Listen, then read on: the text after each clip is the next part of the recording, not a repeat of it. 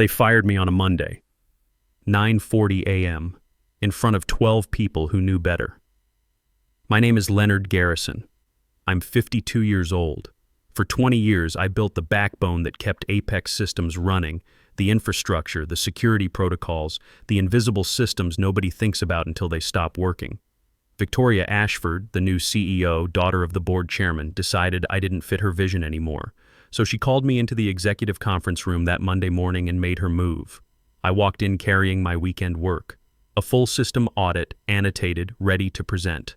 I wasn't expecting applause, but I definitely wasn't expecting what happened next. Victoria sat at the head of the table, sharp blazer, sharper smile.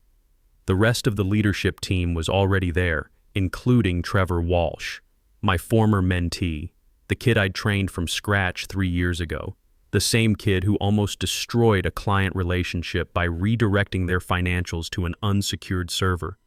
I took the blame for that one. Cleaned it up myself while he kept his job. "Leonard," Victoria said, hands folded like she was conducting a performance review. "Let's make this quick." I stopped halfway to my seat. She didn't pause. "As of this moment, your role at Apex Systems is being eliminated. Effective immediately." Nobody gasped. Nobody objected. Eyes just dropped to desk surfaces. Pens tapped. Trevor stared at his laptop screen like it was the most fascinating thing he'd ever seen. I looked around the room. Not one person would meet my eyes. Victoria slid an envelope across the table. "Your severance is outlined here. HR will help you out by noon." I didn't touch the envelope. Didn't sit down. My heart wasn't even racing, which was weird. Because I'd known this was coming. Not suspected. Known. This exact moment, 9:40 a.m. on a Monday, had been programmed into Guardian's fail-safe protocol 4 months ago. If my admin credentials got revoked under hostile conditions, the system would start a controlled shutdown, layer by layer, slow enough they wouldn't notice right away, fast enough they couldn't stop it. They thought they were firing an old guy who didn't fit the new image. What they actually did was pull the plug on their own life support. I picked up my badge, placed it dead center on the conference table, and looked Victoria in the eye. She didn't even blink, still had that little smile. "Understood," I said. Then I walked out, past Trevor, past the people who used to call me when systems crashed at 2 a.m., past the office where I'd spent 20 years building something that actually worked. The elevator doors closed. That's when the countdown started. I didn't head for my car, didn't call a lawyer, just rode down to the lobby, walked outside, and took a breath. First real breath I'd had in months. This wasn't panic. This was protocol. Military training dies hard. You plan for the worst, then you execute when it happens.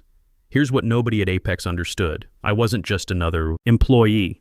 Back in 2014, Apex got hit with a coordinated cyber attack, brought the whole network down, systems bleeding data, clients threatening lawsuits. The company was 72 hours from complete collapse. They brought me in on emergency contract, ex-military communications specialist.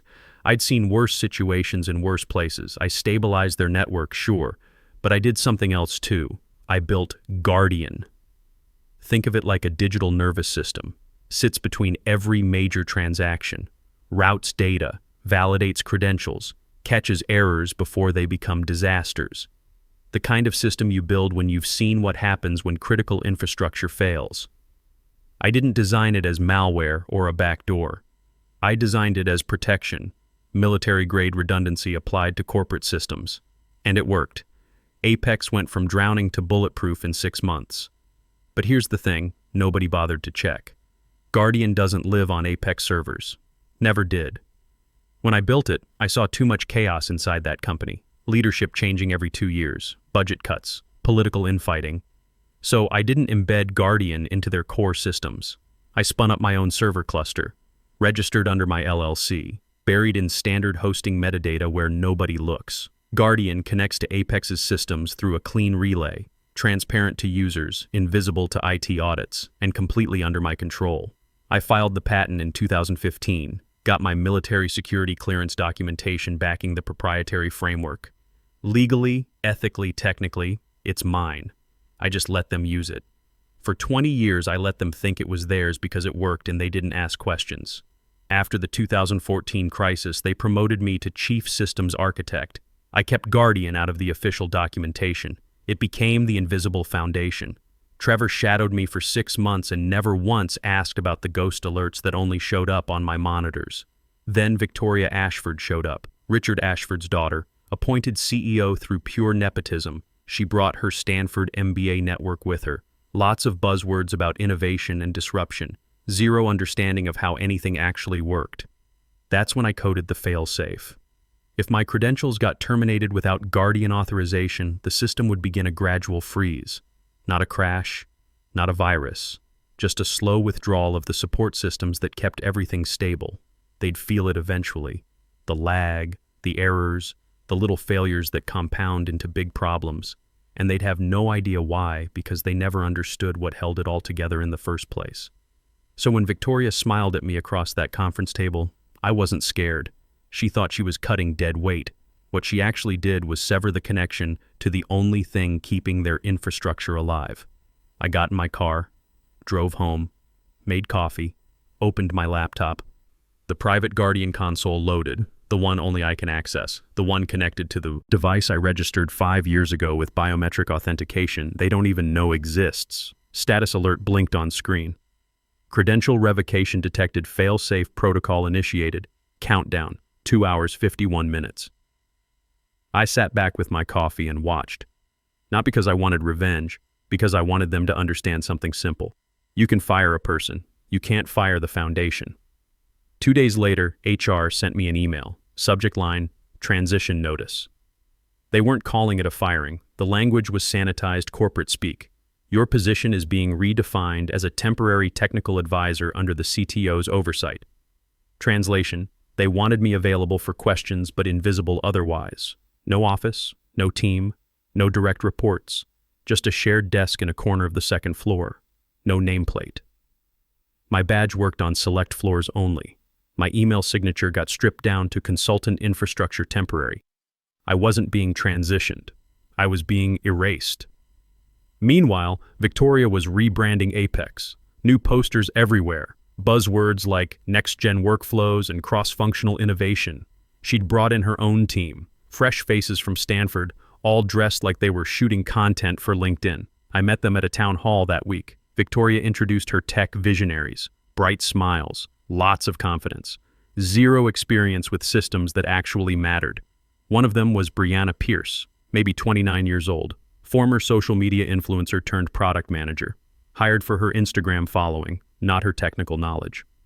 On day 3, I found Trevor in the server staging room. He had a tablet in his hand and confusion on his face. "Hey Leo," he said, "quick question. This directory tree here?" He turned the screen toward me. "Safe to archive this cluster? It's unlabeled. Hasn't been touched in 8 months. My stomach dropped. That was Guardian's decoy structure, a layer I'd built specifically to misdirect people who went poking around. Deleting it wouldn't crash anything immediately, but it would trigger Guardian's auto-preservation protocols. The system would start cloning critical structures to shadow drives and rewriting access logs. "Don't touch that," I said, kept my voice level. "It's connected to legacy workflows." Trevor gave me that smile. The one young guys wear when they think experience doesn't matter. Already queued for deletion. Time to clean house, right? I didn't argue, just walked away. What Trevor didn't know, what none of Victoria's Instagram-ready engineers knew, was that Guardian had been designed for moments exactly like this. When it detected unauthorized deletion attempts, it automatically protected itself, cloned the affected structure, masked the original, rewrote the logs to show action completed. To Trevor's dashboard, his command worked. In reality, Guardian had just saved Apex from gutting its own operational backbone, and nobody had a clue. That night I sat at home with my laptop, pulled up Guardian's activity monitor. The logs told me everything I needed to know. Then I saw it. Alert. Unauthorized access attempt 8:14 p.m. Origin. Unregistered device. Internal network. Someone had tried to run a root restructure on Guardian, not maintenance. A power grab. Guardian blocked it immediately, but the request came from a spoofed IP. Sloppy work. Lazy. But ambitious. I traced the headers. Took me 30 seconds. Source. twalsh@apexsystems.com. Trevor. I stared at his name on the screen. Didn't move. didn't react. He wasn't just stepping into my role. He was trying to claim ownership of the system, rewrite it under his credentials, make it his. 3 years ago, I'd defended him when the board wanted him gone, took responsibility for his screw-up, stayed late cleaning up his mess. And this was how he repaid it. I opened a secondary terminal, typed, "Activate watch mode, trace unauthorized access log in shadow channel." Guardian responded, "Monitoring initiated." I closed the laptop. The apartment was quiet except for the hum of the heating system. Tomorrow they'd start feeling the effects, the slowdowns, the errors, the little failures that compound into big problems, and they'd have no idea why. The next morning my phone buzzed. Email from HR. Subject, personal belongings retrieval. Please schedule a time this week to collect your personal items. A security escort will be provided per offboarding protocol. 20 years, and I got the same treatment as someone who'd been there 6 months. I scheduled the earliest slot. Might as well finish this. When I arrived at Apex that afternoon, the receptionist didn't look up. I gave my name. A young guy in a navy blazer approached. "Mr. Garrison, I'm Neil from security. I'll walk you up." We rode the elevator in silence. I watched his reflection in the steel doors. He looked uncomfortable. Probably wasn't thrilled about escorting out a guy who'd been there since before he graduated high school. The third floor felt different, smaller, maybe. Or maybe I just didn't see it as home anymore. They'd rearranged the cubicles, put up a fancy touchscreen where the old project whiteboard used to be. My office had someone else's name on the door now. Inside, they'd packed my stuff into a cardboard box, medium-sized, left it on the side desk like an afterthought. My coffee mug with the Apex logo, some notebooks, a photo of me and my dad at my college graduation. He'd been a machinist, taught me to measure twice and cut once, taught me that foundations outlast egos. I checked the drawers even though I knew they'd be empty. Top ones had nothing but dust, but the bottom drawer stuck, jammed. I pulled hard. Something had slipped behind the panel. A yellow folder, thick with papers, warped at the edges. I opened it. Inside were my diagrams, the original Guardian architecture, hand-sketched on engineering vellum, page after page of structure, node mapping, redundancy layers, access hierarchies. Bottom corner of the first page, L. Garrison, April 17th, 2016. My signature, my date, my design. They'd tried to erase me, replace me, pretend I'd never built anything that mattered. But here was the proof. The system they depended on, drawn in ink, signed and dated years before any of Victoria's people even knew Apex existed. This wasn't nostalgia. This was evidence. I tucked the folder into the box. Neil waited by the door, didn't say anything. We walked back through the hallway, past people who used to ask my advice. Now they couldn't make eye contact. At the lobby, Neil finally spoke. "Take care, Mr. Garrison. You too." I stepped outside. Cold air hit my face. First time in weeks I'd felt anything close to clarity. They thought they were escorting out dead weight. But I walked away holding the one thing they could never recreate. Proof that I'd built it. Proof that it was mine. Proof that they'd never actually owned any of it. My phone buzzed as I reached my car. Guardian. Notification. Status inactive admin protocol detected countdown initiated 3 hours remaining. I didn't trigger it. The system made that decision on its own. It knew the difference between an exit and an exile. And now, so did I. By the time I got home, the sky was turning purple. I made coffee, opened my laptop. The private Guardian console loaded, the version only I could access, buried behind layers of encryption and biometric authentication. The dashboard showed Phase 1, scheduled access layer disruption, 2 hours 47 minutes remaining. Everything looked stable on the surface, but the code was already working in the background. I pulled up the command menu and entered, Initiate Layered Freeze Protocol. Confirm? Yes. This wasn't a crash. It was a slow suffocation. Guardian would start by misaligning user permissions, just enough that credentials wouldn't work the first time. Then it would stagger system processes, adding milliseconds of delay. Emails would queue, but not send. Dashboards would load incomplete. Financial tools would freeze at confirmation screens, all timed to hit different departments in intervals. Untraceable, unconnected. To the people inside Apex, it would feel like coincidence, like the system was just tired. I switched to the live monitoring feed. Already seeing minor disruptions. 8:42 p.m., payroll API delay, retry queued. 8:56 p.m., login loop access timeout. EU West Regional Manager. 9:01 p.m., financial record desync, checksum mismatch. Nothing big, nothing loud. That was the point. I typed one final command. If admin reset requested activate system decoy. If someone tried to fix it, Guardian would show them a shadow version. Clean, harmless looking, the illusion of stability. Meanwhile, the real system would keep freezing, one layer at a time. I closed the laptop, stood by the window, watched the streetlights flicker on. Tomorrow they'd start feeling it, and I'd be watching. The first real ripple hit just after 9 a.m. the next morning. I was home, watching traffic through my window. Normal day outside, but inside Apex the confusion would be spreading. It started with payroll. HR couldn't access the time tracking module. Logins accepted, then redirected in loops. Submissions frozen on screens. IT probably told them to try again in 10 minutes. Then the email delays. Internal threads breaking apart mid-conversation. Replies vanishing. Calendar invites showing as sent, but never arriving. Teams switching to group texts. Others digging out desk phone extensions they hadn't used in years. By 10:30 a.m., the CRM platform refused to sync. Sales projections failing to upload. Client orders showing as pending when they'd already shipped. The Boston office director tried calling clients directly, but the contact list wouldn't load. I watched the logs. Calm, focused. Guardian was doing exactly what I'd designed it to do. Not crash the company, just bend it until it creaked loud enough for everyone to hear. By noon, someone escalated. Company-wide meeting called.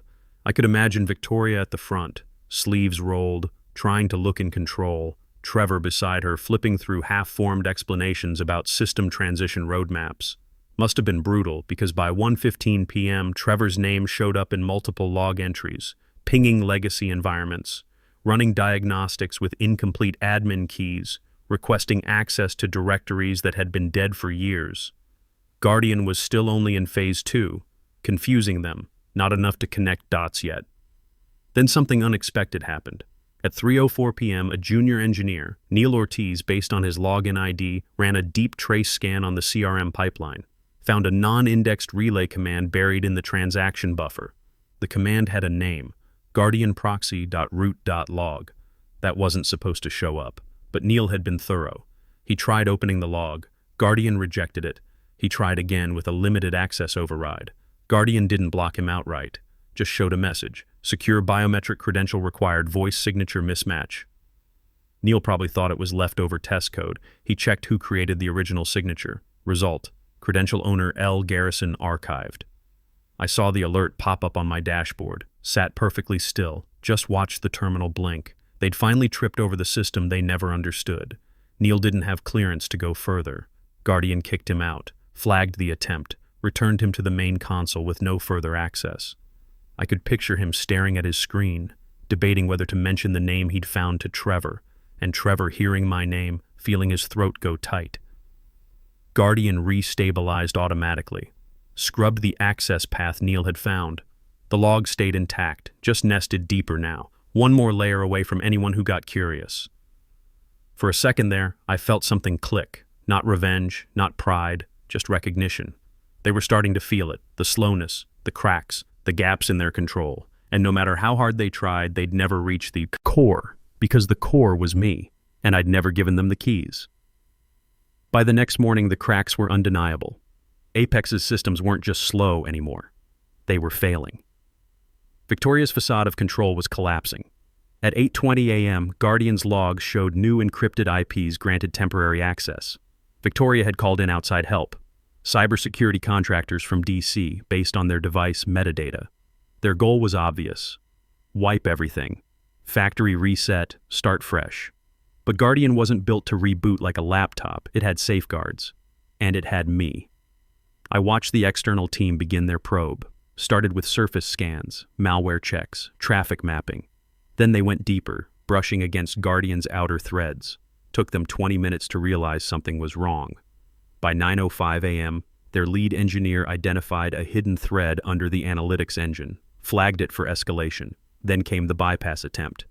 He wrote a custom script to penetrate the nested partitions, Fourth try triggered Guardian's containment response, soft firewall reroute. A warning, he didn't stop.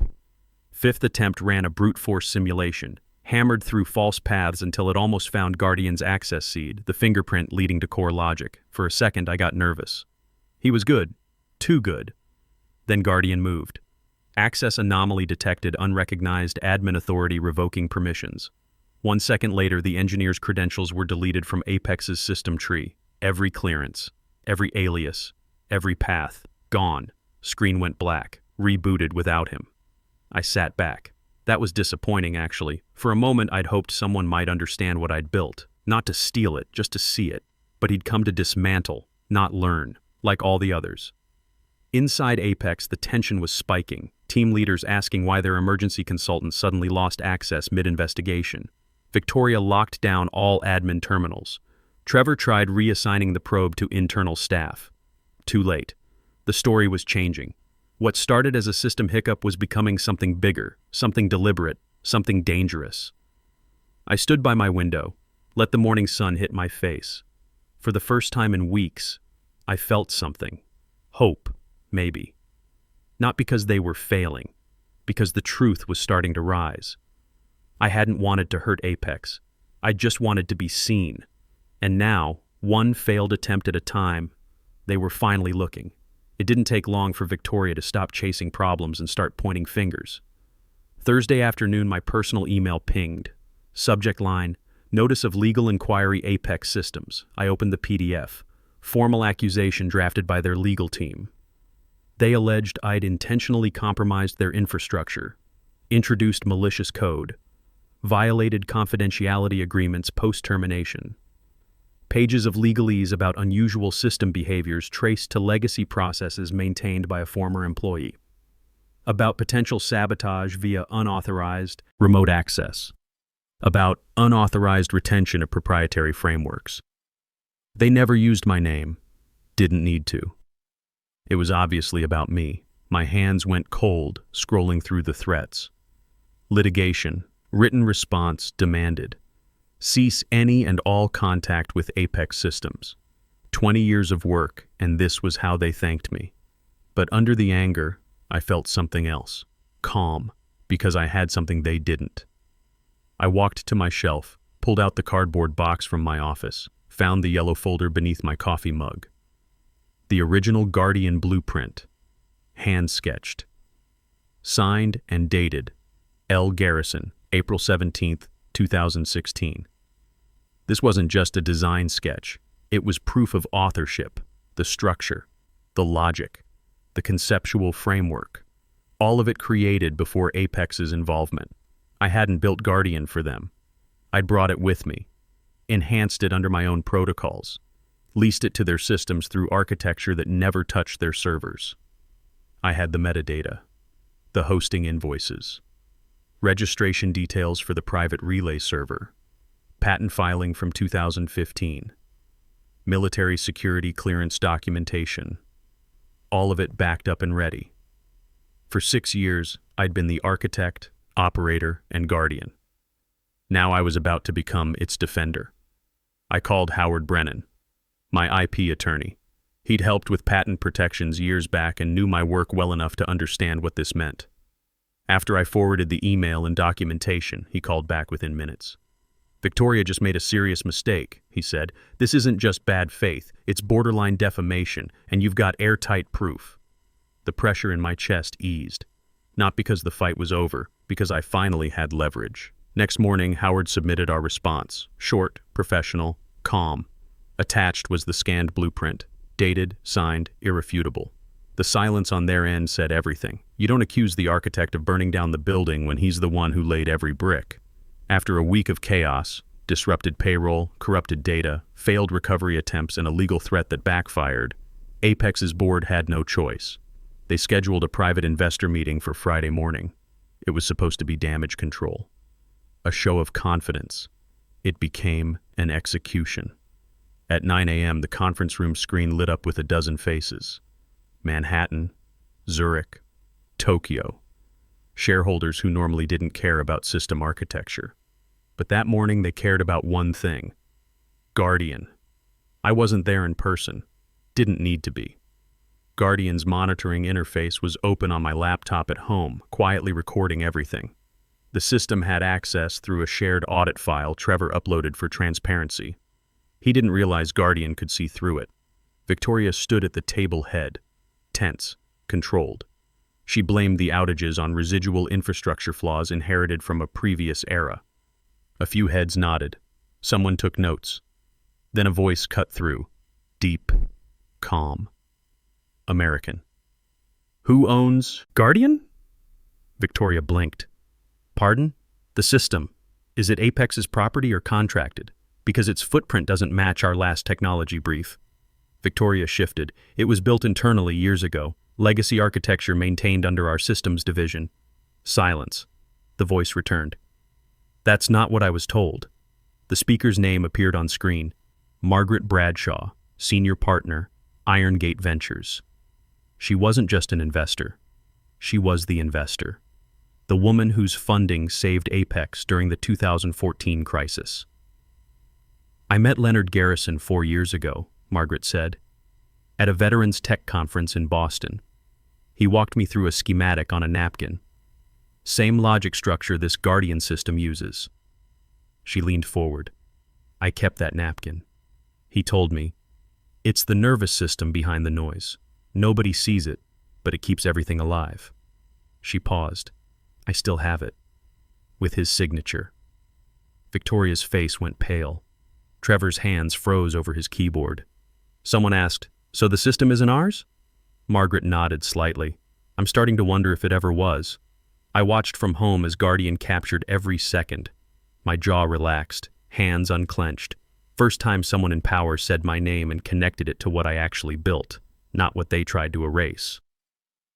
Victoria fumbled something about incomplete documentation, pending clarifications, but the damage was done.